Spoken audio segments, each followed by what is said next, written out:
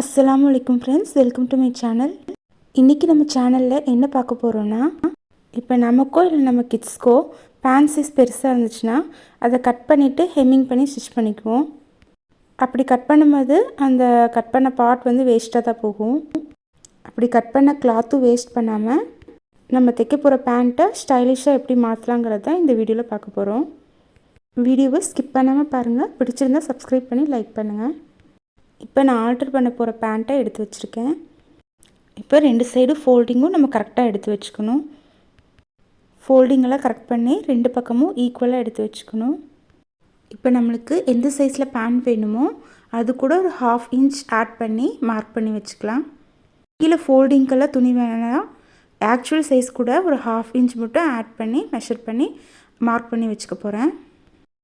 Next நான் வீடியோவில் எந்த போர்ஷனை மெஷர் பண்ணுறேனோ அந்த போர்ஷனோட மெஷர்மெண்ட் என்னென்னு பார்த்து வச்சுக்கோங்க.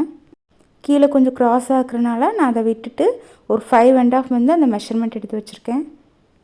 இப்போ இந்த 5.5 இன்ச்சஸை ஆல்ரெடி மெஷர் பண்ணி மார்க் பண்ணியிருக்கோம் இல்லையா, அங்கேருந்து இன்னொரு லைன் மார்க் பண்ணிக்கோங்க. வீடியோவில் எப்படி காட்டுறேனோ அதே மாதிரி செய்யுங்க. நெக்ஸ்ட்டு நம்ம இப்போ ஃபஸ்ட் போட்ட லைனை விட்டுட்டு செகண்டாக மெஷர் பண்ணி போட்டோம் இல்லையா, அந்த லைனில் இருக்க கிளாத்தை கட் பண்ணிக்கோங்க. இப்போ நம்ம வீடியோ பார்க்குற கிளாத் பார்த்திங்கன்னா கீழே வந்து கரெக்ட் ஷேப்பில் இல்லை, அதனால் நம்ம ப்ராப்பராக கரெக்டாக ஷேப் இருக்கிற மாதிரி அதை கட் பண்ணிக்க போகிறோம். இந்த பீஸை நம்ம கட் பண்ணும்போது கூட 2 பக்கமும் கரெக்டான மெஷர்மெண்ட் மார்க் பண்ணி கட் பண்ணிங்கன்னா உங்களுக்கு அந்த கிளாத்தோட சைஸ் வந்து ப்ராப்பராக இருக்கும். பார்த்திங்கன்னா அந்த எக்ஸ்ட்ரா இருக்க பீஸையும் கட் பண்ணி எடுத்துக்க போகிறோம். இப்போ நம்மளுக்கு வந்து பர்ஃபெக்ட் ஷேப்பில் இருக்குது. நெக்ஸ்ட்டு அந்த பீஸை மறுபடியும் 2 ஹாஃபாக கட் பண்ணி எடுத்துக்க போகிறோம். வீடியோவில் பார்த்திங்கன்னா புரியும்னு நினைக்கிறேன். நான் கரெக்டாக சென்டரில் வச்சு கட் பண்ணி ஒரு 2 ஹாஃபாக எடுத்துக்குவோம். எடுத்துகிட்டு கீழே அந்த ஃபோல்டிங் பீசஸ் 2ஐயும் ஜாயின் பண்ண போகிறோம்.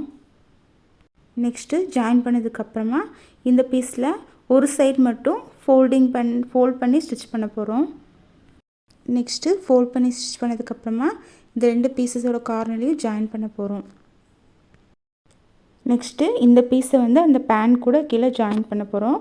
எப்படின்னா கீழே ஃப்ரண்ட்டும் பேக்கும் ஒரு 3 பீஸ் வர மாதிரி வச்சு லைட்டாக சுருக்கு பிடிச்ச மாதிரி வச்சு ஜாயின் பண்ண போகிறோம். நீங்கள் வீடியோவில் பார்க்குற மாதிரியே ஆல்ரெடி ஃபோல்ட் பண்ணி தைச்ச பாயிண்ட்டை ஜாயின் பண்ணியிருக்கோம் இல்லையா, அதை வந்து நல்லா விசிபிளாக இருக்கிற மாதிரி வச்சு ஸ்டிச் பண்ணுங்கள். அது இன்னும் பார்க்க கொஞ்சம் நீட்டாக இருக்கும். நார்மலாக நம்ம கட் பண்ணி ஹெம்மிங் பண்ணி தைக்காமல் இந்த மாதிரி தைச்சிங்கன்னா உங்களுக்கு கிளாத்தும் வேஸ்ட் ஆகாது. அது மட்டும் இல்லாமல் நீங்கள் போடும்போது நார்மல் லுக் இல்லாமல் கொஞ்சம் ஸ்டைலிஷாக இருக்கும். இதுவும் கிட்ஸ்க்கு ரொம்ப நல்லாயிருக்கும், லேடிஸ்க்கும் சூட் ஆகும். இப்போ பார்த்திங்கன்னா நம்ம பேண்ட்டோட ஒரு சைடு ரெடி ஆயாச்சு. இதே ஸ்டெப் ஃபாலோ பண்ணி நீங்கள் பேண்ட்டோட இன்னொரு சைடும் ஸ்டிச் பண்ணிக்கோங்க. உங்களுக்கு இந்த வீடியோ பிடிச்சிருந்தா லைக் பண்ணுங்கள், சப்ஸ்கிரைப் பண்ணுங்கள், ஷேர் பண்ணுங்கள். தேங்க்யூ.